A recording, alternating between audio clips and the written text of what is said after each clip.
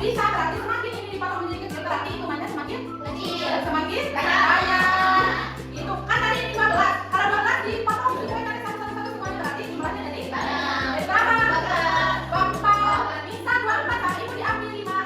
Berarti hitungannya 5/24. Paham? Di sini ada bentuk-bentuk pecahan kayak yang tadi ya. 1/4 pecahan biasa disebutnya yang ini disebutnya pecahan biasa. Kalau 2/4 disebutnya pecahan. Kalau 0,5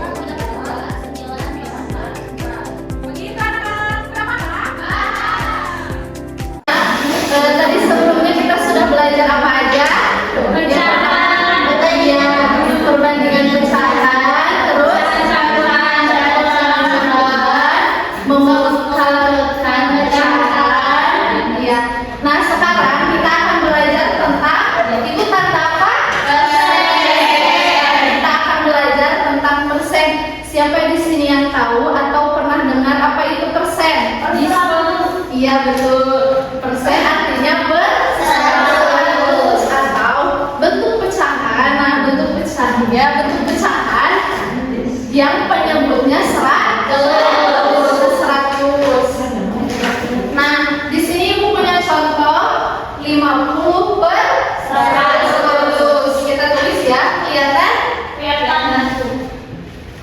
50 per 100.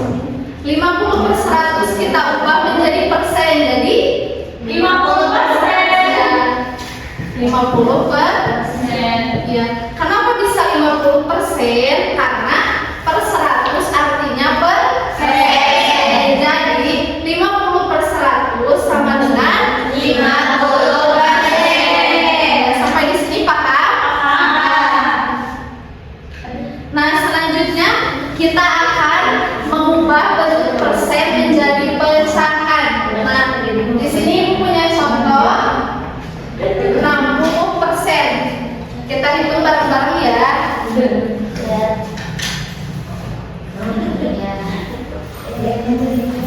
Lihat sini semuanya. 60 per 60%. Nah, 60% ini kita ubah menjadi pecahan sama dengan titik-titik. Nah, cara yang pertama kita ubah dulu 60% ini menjadi pecahan. Berarti 60% sama dengan 60 per 100. 60 per 100. Nah, coba kita perhatikan. Nah, 60 per 100 ini sudah dalam bentuk pecahan. Tetapi masih bisa kita sederhanakan atau kita kecilkan. Bagaimana caranya? Nah, caranya kita cari angka yang bisa membagi 60 sama 100. Yuk, coba kita cari angka berapa yang bisa membagi 60 sama 100. 20. Bagus. Kita pakai 20. Ini juga sama ya, hanya buatnya dibagi 20 sama dengan 3. 60 dibagi 20 3. 100 dibagi 20 5. Nah, 3/5 masih bisa dibagi? Iya. Ya, berarti hasilnya 3/5. Jadi 60% sama dengan 3/5. Sampai di sini paham? Oke, nah di sini punya satu contoh lagi. Siapa yang mau mengerjakan ke depan? Soalnya 8% sama dengan titik-titik.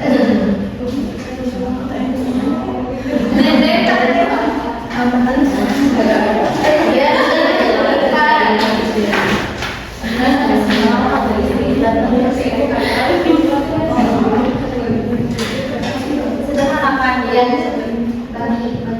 Bagi otak.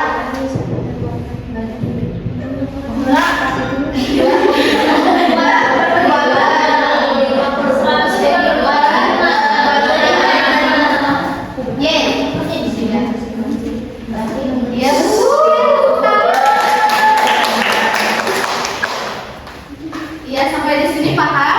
Paham.